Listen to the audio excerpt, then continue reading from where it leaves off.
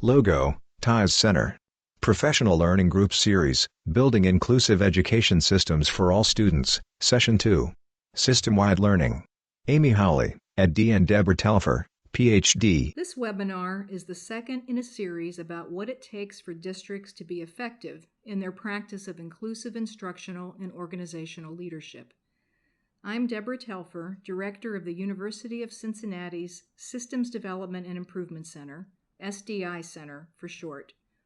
Our center is one of the partners in the TIES project, along with the University of Minnesota, the University of Kentucky, the University of North Carolina, Greensboro, the University of North Carolina, Charlotte, the Arizona Department of Education, and CAST. As its website explains, the TIES Center is the National Technical Assistance Center on Inclusive Practices and Policies.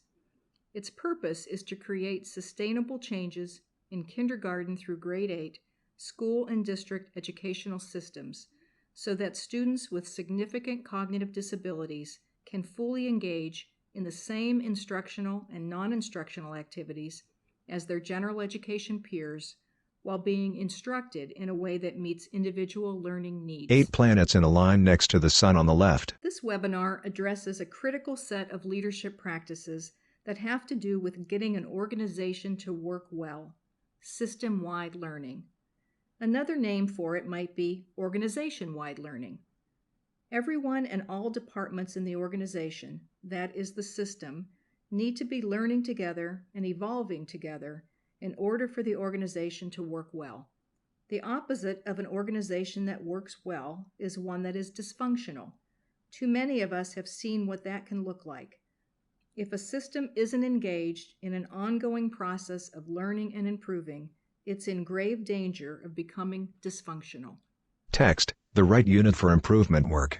Just right, school district, local education agency or LEA, has authority, is responsive to the local community, can support coordinated initiatives across schools. A hand draws a flowchart. This slide reviews a critical point made in the first webinar in this series. It concerns the right unit for improvement work. What is that unit? It's the district. Districts are close enough to the work and to the community to plan, implement, and support improvement efforts. Schools are too small, and they are comparatively powerless to leverage the assets needed for systemic improvement. State education agencies are too distant from local actors and actions to make improvement efforts stick. Worse still, in terms of moving an organization beyond the status quo, they are regulatory bodies. They take point, as they must, on external accountability and statutory compliance. So it's harder for SEAs to cultivate the kind of internal accountability that is needed for sustained educational improvement. But SEAs can support districts in making and sustaining meaningful improvements.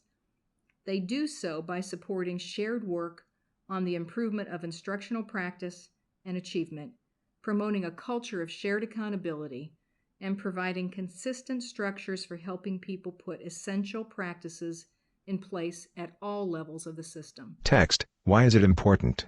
A chalk drawing of people in different colors in a line holding hands. The word together above them. A sheet with 3 heads with speech bubbles, one has a question mark, one has gears, one has a campfire.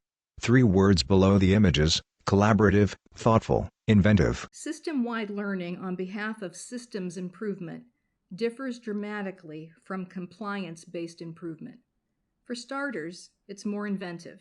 Its focus is on local needs and aspirations rather than on a one-size-fits-all or cookie-cutter model.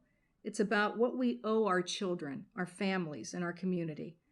System-wide learning encourages the organization to act smarter on behalf of all children.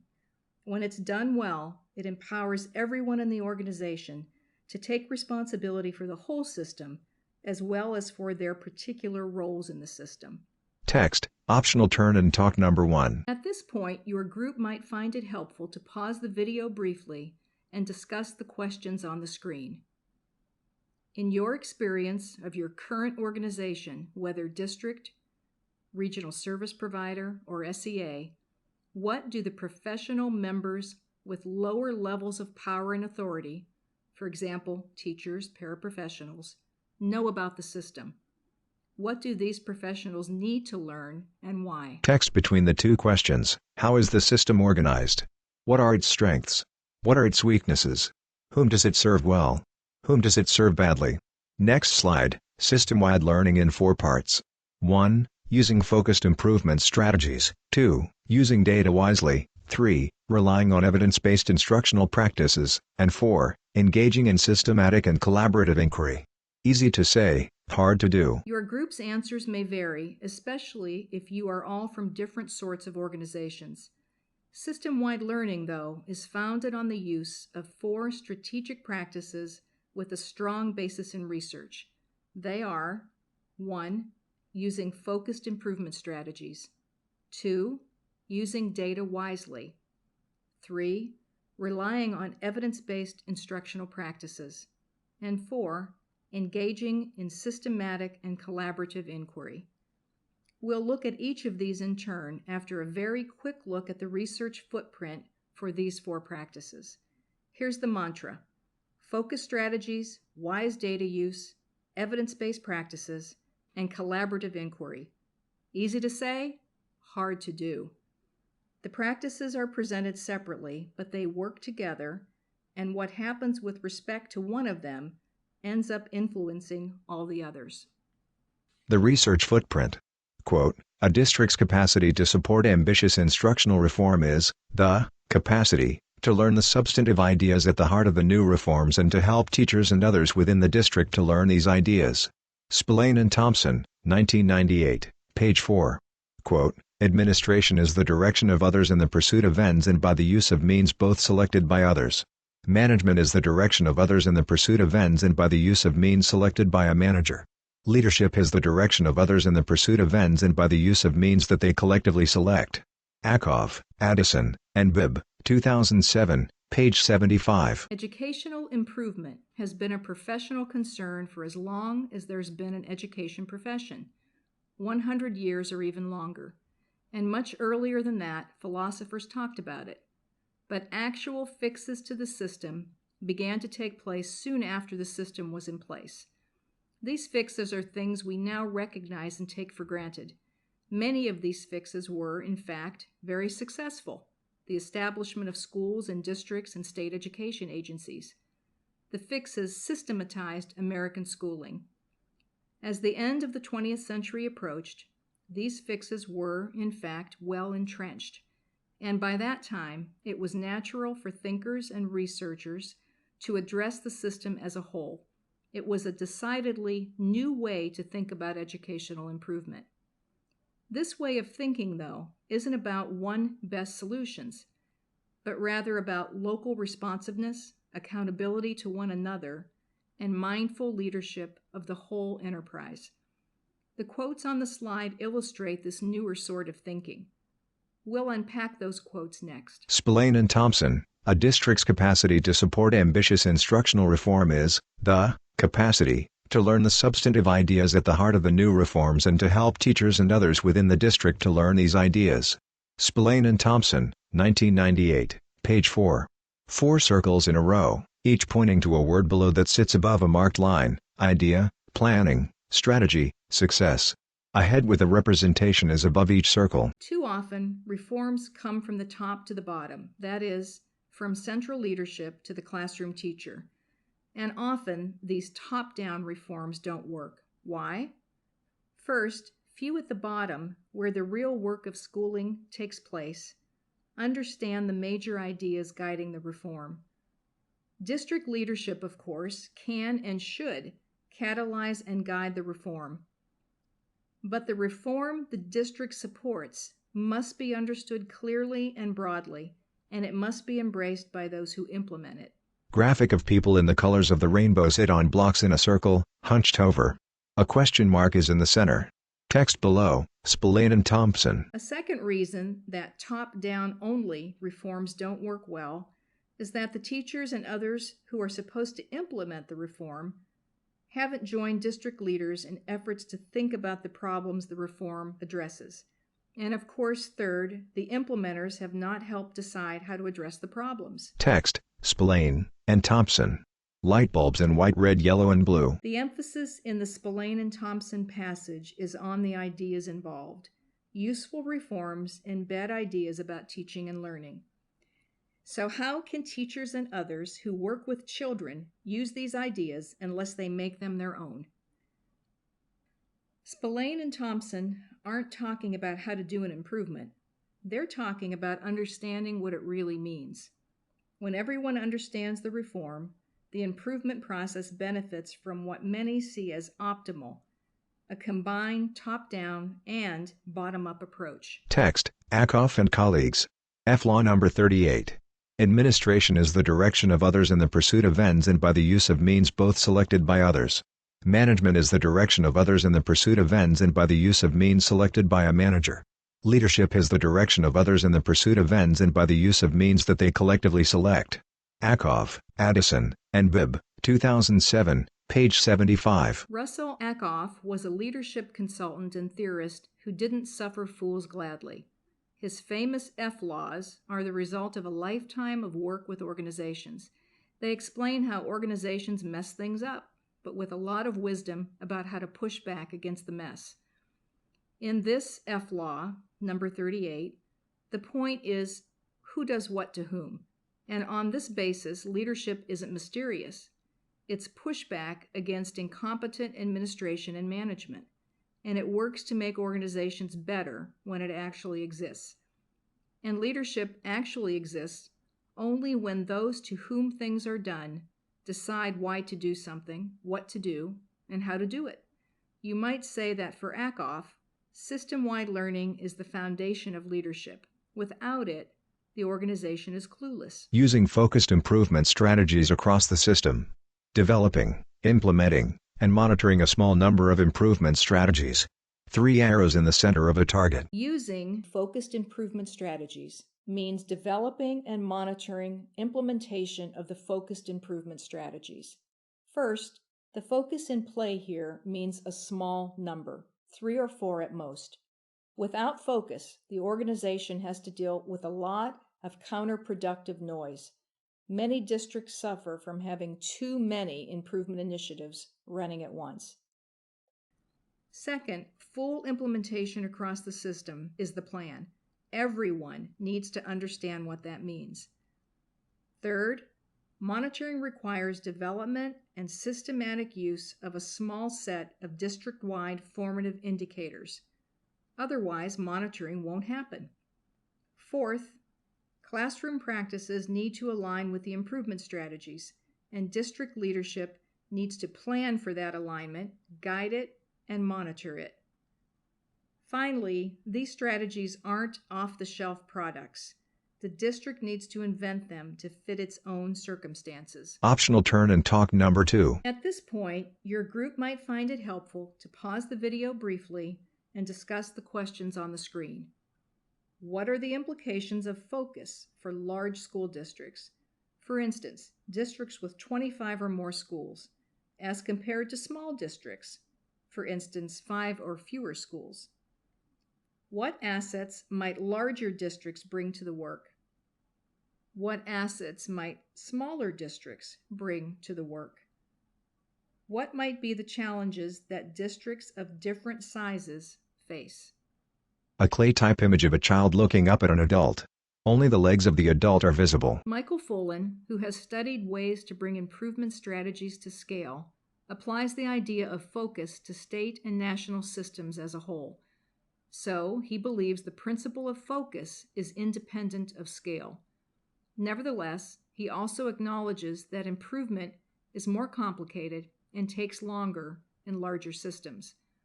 Small districts, however, often have fewer resources to help them with improvement efforts, and sometimes their traditional ways of doing things are very well entrenched.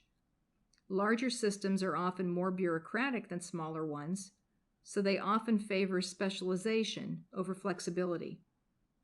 That circumstance makes it easier to implement certain improvements, such as those requiring higher levels of content expertise among teachers, but it makes it harder to implement other improvements, such as those requiring greater functional integration and collaboration across assigned roles, like the role of general education teacher and the role of special education teacher.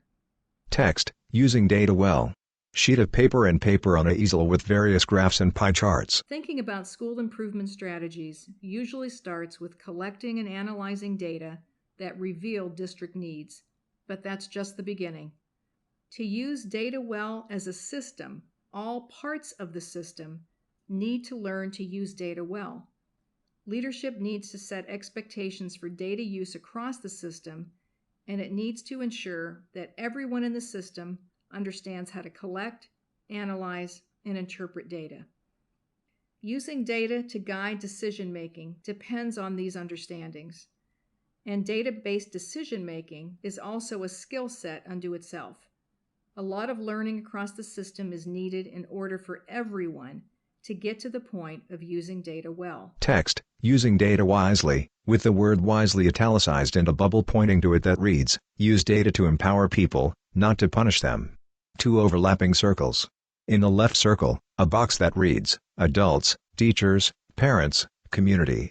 In the right circle, a box that reads, children, as students, as people. In the intersection, data sources, 1. Interviews, 2. Observations, 3. Surveys, 4. Focus groups, 5. Testing. In all of this, educators must understand that data includes information from interviews, observations, and surveys. And such data might be gathered from teachers, leadership teams, parents, community members, or students, or from a combination of groups. So using data wisely involves much more than looking at test scores of various sorts purporting to represent student learning. Equally important, efforts to gather, analyze, and present data must be carefully planned and executed. Too often, data are used to punish people, not to empower them. There are several applicable principles. Using data wisely, applicable principles. Garbage in, garbage out. Even good data can be used badly. Using data wisely builds capacity. First is this: garbage in, garbage out.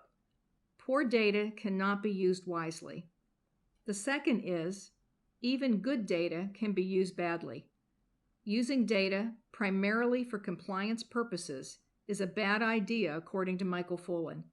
Such use undermines organizational capacity, organizational learning, and educational improvement. The third principle says that using data wisely builds capacity.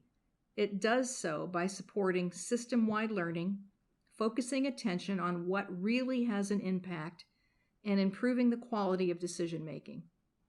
Optional turn and talk number 3. In our ordinary private lives, most of us don't use data in the same way as effective organizations do.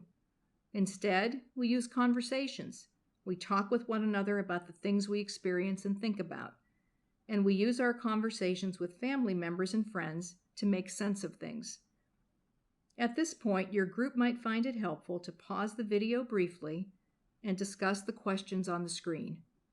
In what ways is using data wisely a lot like having good conversations with family members or friends?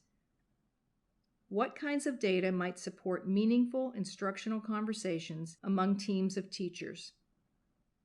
What kinds of data might support meaningful capacity-building conversations among members of school leadership teams? What kinds of data might support meaningful strategy conversations among members of district leadership teams? Line drawings of 2 heads facing each other against a background of books on a wall. Some researchers actually do regard research as something like a conversation. Most findings aren't black and white, but come in shades of gray. They apply differently in different places and benefit from drilled-down efforts to study how they can best be implemented in particular classrooms, schools, and districts. A relatively new set of techniques in the fields of improvement science and implementation science can help districts expand data-focused conversations on inclusive and evidence-based instructional practices, system-wide capacity building, and systematic improvement strategies. Using evidence-based instructional practices. Look at the published evidence, Calibrate it to system-wide improvement strategies. Monitor student progress. Improvement strategies typically involve changes in classroom practice, what teachers and students actually do in the name of learning. Surely, it makes sense that such activity be supported by evidence. Published studies, research syntheses, and meta-analyses provide guidance to educators about which instructional practices are effective and under what circumstances. State and federal clearinghouses, like the What Works Clearinghouse, disseminate reviews of instructional programs, and nonprofit organizations like EdReports share ratings of instructional materials. Looking at these sources of published evidence is important, but it's not enough. To ensure coherence, the district leadership team needs to calibrate evidence-based practices to system-wide improvement strategies. The practices must be ones that support the strategies. For instance, if effective use of formative assessment is a strategy, then finding classroom grading practices that match the strategy would be especially important. And once evidence-based practices are implemented, it's important to monitor student progress as well as district, school, and teacher team decisions about the implementation of instructional practices. Using evidence-based instructional practices. Use assessment results, including results of progress monitoring, to inform instruction. Make mid-course corrections, engage everyone, ensure that efforts to measure impact rely on the constant use of rigorous procedures. Some additional steps are also critical. Across the system, leadership teams need to use assessment results, especially formative feedback from progress monitoring, short cycle assessments, and benchmark assessments to inform instruction. They need to make mid-course corrections in their use of agreed-upon practices if those practices are not working optimally. And the district needs to engage everyone in using data in these ways. Finally, the district needs to ensure that efforts to measure impact rely on the consistent use of rigorous procedures. Using systematic and collaborative inquiry. Widely shared conversation about what's good, systematic, regular, thoroughgoing, wide in scope, and deep. Everyone is asking good questions and working on good answers. Dispositions of openness, tolerance for ambiguity, and forthrightness. The first three practices should have made it clear that a foundation of system-wide learning is a kind of widely shared conversation about what is good for all students, as well as their families, their teachers, and the district and its schools overall. Inquiry provides the basis for the conversation, and it has to be collaborative. It's a project for all the district's educators. There are different roles, certainly, but the common good of the system, for the benefit of the learning of all students, is the point. For a whole system to get this point, the effort has to be systemic, regular, thoroughgoing, wide in scope, and deep. Above all, inquiry requires that educators ask questions, sometimes difficult questions. How they frame those questions and the answers they surface with data lead to decisions that can make the system good for all students, good for just some students, or mediocre or even toxic for most students. Inquiry depends on an organizational culture in which everyone is asking good questions and working on good answers.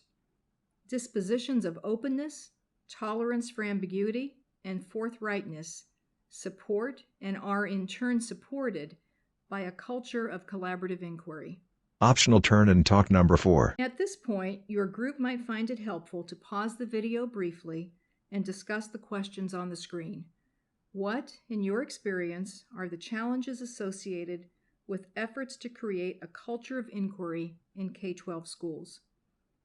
How have you personally experienced these challenges? What, in your experience, are the enablers associated with efforts to create a culture of inquiry in K-12 schools? How have you personally experienced these enablers? Back to school. Graphic images of school-related items such as a calculator, school bus and pencils and pens. Not long ago, schools simply housed teachers who conducted classes for students. Principals managed the building and did the paperwork. Teachers gave quizzes and tests in order to assign grades. Children who did not do well on these quizzes and tests were tested further and placed, often isolated, in separate special programs.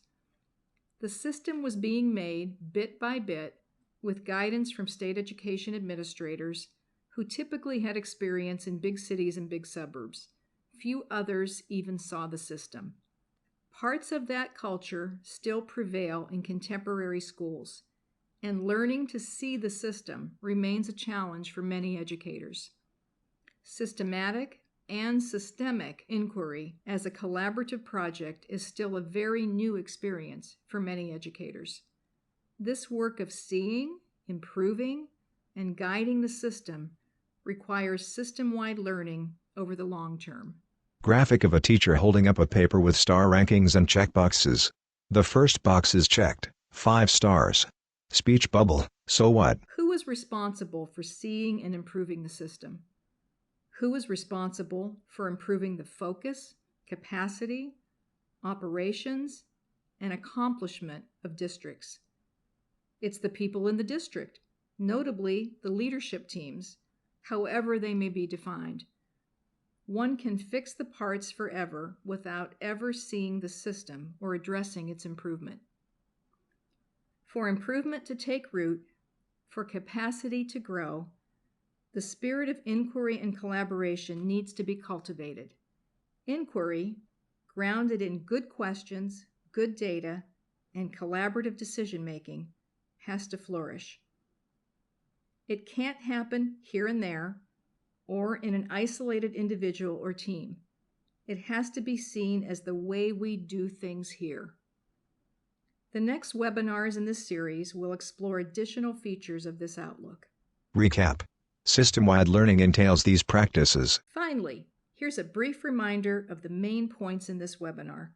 First, system-wide learning involves 4 major practices. These are 1. Using focused improvement strategies. 2. Using data wisely. 3. Relying on evidence-based instructional practices. And 4. Engaging in systematic and collaborative inquiry.